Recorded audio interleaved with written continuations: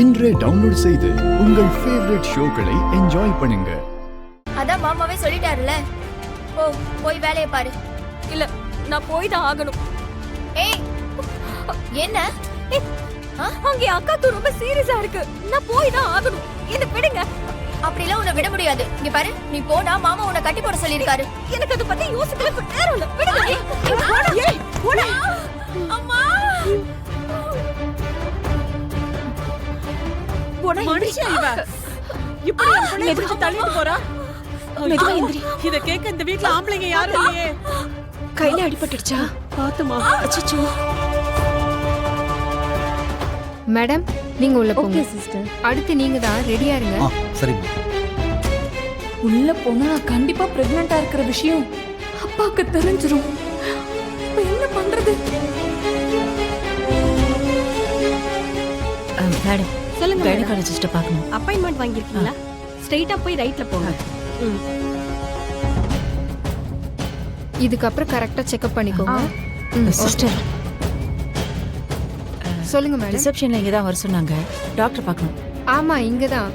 பழைய ரிப்போர்ட்லாம் எடுத்துட்டு வந்திருக்கீங்களா? கொண்டு வந்திருக்கேன். இல்ல இருக்கட்டும். அதெல்லாம் டாக்டர் கிட்ட காமிங்க. உங்களுக்கு முன்னாடி 3 பேர் இருக்காங்க. கொஞ்சம் வெயிட் பண்ணுங்க, நான் கூப்பிடுறேன். சரி. ஒழுங்கா ஒரு புள்ளைய பெத்து கொடுக்க வக்கு இல்லாம என்ன எங்க கொண்டு நிக்க வச்சிருக்க பாரு. பொண்டாட்டினா புருஷனுக்கு பெருமை சேர்க்கணும். ஆனா நீ என்னை இங்க கூட்டிட்டு வந்து எல்லாரும் முன்னாடி அசிங்கப்படுத்துற. டாக்டர் கிட்ட பேசுறேன்னு சொன்னீங்க, என்னடி ஆச்சு? அக்கா, நான் டாக்டருக்கு ஃபோன் பண்ணேன்க்கா, ஆனா அவங்க எடுக்கல. அக்கா, நான் அங்கதான் வந்துட்டு இருக்கேன். நீ கவலைப்படாத. அடுத்து நான் தாண்டி உள்ள போகணும். அங்க போனா எல்லாம் உண்மையே தெரிஞ்சிரும். அதுக்கப்புறம் நீ வந்து எந்த பிரயோஜனமும் இல்லடி. அதுக்காக தாண்டி சொல்றேன். நான் உள்ள போறதுக்கு முன்னாடி ஏதாவது பண்ண முடிஞ்சா பண்ணடி. அக்கா, நீ பயப்படாதக்கா. கூப்பிட்டாங்கன்னா நீ தைரியமா உள்ள போ. நான் சீக்கிரமா வந்துடுவேன். அக்கா, நீ கவலைப்படுற மாதிரி எதுவும் நடக்காதுக்கா. நீ தைரியமா இரு. என்னமோ சொல்ற. கொஞ்சம் சீக்கிரம் வாடி. என்னால இதுக்கு மேல சமாளிக்க முடியாது. அடுத்து என்ன தாண்டி கூப்பிட போறாங்க. என்னால அப்பாவை தனியா சமாளிக்க முடியாதுடி. சரிக்கா, நான் வரேன்க்கா. கொஞ்சம் சீக்கிரம் வா. அண்ணே, கொஞ்சம் சீக்கிரமா போங்கண்ணே. போயிடலாமா? வயித்துல எந்த இடத்துலமா பெயின் இருக்கு? இங்க இந்த இடத்துல பெயினா இருக்கா?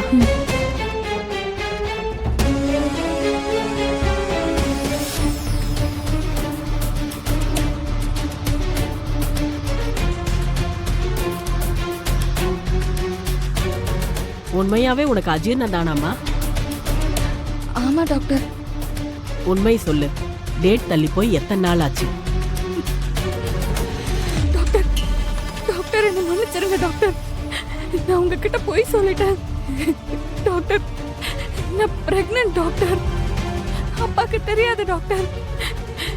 அவருக்கு தெரிஞ்சா கோவத்துல என்ன வெட்டி போட்டுட்டு அவர் தற்கொலை பண்ணிப்பேன்னு சபதம் போட்டிருக்காரு. எனக்கு வேற என்ன பண்றதுன்னே தெரியல டாக்டர். அதனாலதான் நான் அப்பா கிட்ட அஜீர்ணம்னு சொன்னேன். டாக்டர் ப்ளீஸ் டாக்டர், என் அப்பா கிட்ட இதை சொல்லிடாதீங்க டாக்டர். இருமா, எந்திரி. வயித்துல கரு உண்டாயிருக்கு. இப்படி கால்ல விழுகிற. இப்படி எல்லாம் குனிய கூடாது. டாக்டர், எனக்கு ஒரு ஹெல்ப் பண்ணுங்க டாக்டர். என் அப்பா கிட்ட நான் கர்ப்பமா இருக்கிற விஷயத்த மட்டும் சொல்லிடாதீங்க டாக்டர். Doctor please doctor.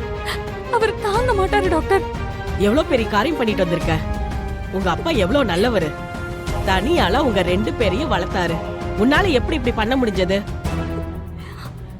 அவர்கிட்ட சொல்லலனாலும் 15 நாள்ல வெளியே தெரியதானே போகுது. அதெல்லாம் நான் எப்படியாவது மேனேஜ் பண்ணிக்கிறேன் டாக்டர். ப்ளீஸ் டாக்டர், இதே அப்பா கிட்ட மட்டும் சொல்லிடாதீங்க டாக்டர் ப்ளீஸ்.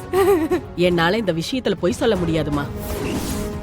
அதுவும் உங்க அப்பா எனக்கு ரொம்ப தெரிஞ்சவருமா. அவர்கிட்ட என்னால பொய் சொல்ல முடியாதுமா. நீ வெளிய போமா, நான் வரேன். போமா டாக்டர் ப்ளீஸ் டாக்டர். போ தீபா, போ.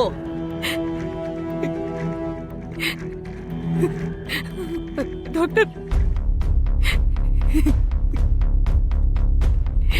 ஐயோ டைம் வர ஆகுது.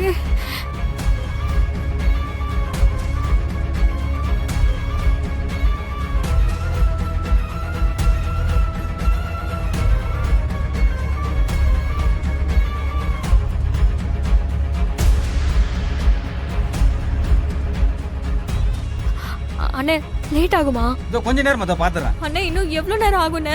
ஒரு 5 நிமிஷமா. நாங்கண்ணே ஏ போனா என்னாச்சு உனக்கு? எதுக்கு நான் அவசரமா வர சொன்னேன்? மாமா இங்க பாருங்க மாமா, ஹிந்தியனை இப்படி கீழே தள்ளி விட்டுட்டு வீட்டை விட்டு ஓடி போயிட்டா மாமா. இது ஓடிட்டாளா? ஆமா மாமா, கிருபா மாமா வீட்டை சுத்தம் பண்ணி வைக்க சொல்லிட்டு போனாங்க. அதுவும் க்ளீன் பண்ணும்போது ரொம்ப நேரமா அவ யார்கிட்டயோ போன்ல பேசிட்டே இருந்தா. யாருன்னு கேட்டப்போ அக்கான்னு சொன்னா. அப்புறம் கொஞ்ச நேரம் கழிச்சு அப்படியே பேசிட்டு இருந்தவ திடீர்னு ஓடி போயிட்டா மாமா. போனா நீ கொஞ்சம் அமைதியா இரு. கர்ணா, அவ எங்க கிட்ட அவங்க அக்காக்கு ஏதோ உடம்பு சரியில்லை, அர்ஜென்ட்டா ஹாஸ்பிட்டல் போகணும்னு சொல்லி கேட்டுட்டே இருந்தா. அதனால நான் போனா கிட்ட திவாகர் மாமாக்கு ஃபோன் பண்ணி அனுப்பவான்னு கேட்க சொன்னேன். அவரு வேணான்னு சொல்லிட்டாரு. ஆனா அவ என்ன நினைச்சாலும் தெரியல, கண்டிப்பா போயே ஆகணும்னு சொல்லி திடீர்னு கிளம்பி போயிட்டா. நான் அவளை போக கூடாதுன்னு எவ்வளவோ தடுத்த மாமா. ஆனா அவ என்ன கீழே புடிச்சு தள்ளி விட்டுட்டு அப்படியே போயிட்டா. கீழே விழுந்ததுல எனக்கு அடியெல்லாம் பட்டுச்சு தெரியுமா? சேர்ல என் மேல விழுந்துச்சு. நல்ல வேலை செவுத்துல என் மண்டை அடிச்சிருந்தா நான் செத்தே போயிருந்திருப்பேன். ஏதோ என் புண்ணியம், நான் பொழைச்சுக்கிட்டேன். அவளுக்கு அவ்வளவு தைரியம் ஆயிடுச்சா? ஆமா கர்ணா, போக கூடாதுன்னு சொல்லியும் போயிட்டா. ஏற்கனவே அவ மாமா சொன்னதை கேட்காம நடந்ததுனால தான் விடிய விடிய அவளை தண்ணி எடுக்க வச்சாரு. இப்ப அவங்க பேச்ச மீறி இவ போயிருக்கா. அதான் எனக்கு என்ன பண்றதுன்னே தெரியல.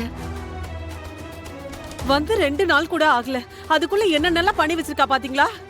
ஒருவேளை நல்லா இருக்கிற இந்த குடும்பத்துல வேற ஏதாவது பிரச்சனை வந்துருமோன்னு எனக்கு ரொம்ப பயமா இருக்கு.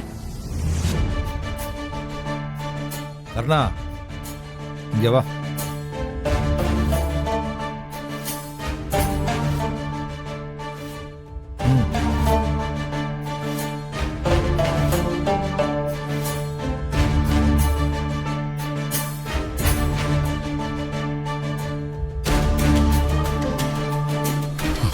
சொல்லுங்க ஐயா. இங்க பாருடா, இவங்க சொல்றதெல்லாம் நீ காதுல வாங்கிக்காத. ஒவ்வொருத்தரும் ஒவ்வொரு மாதிரி பேசுவாங்க.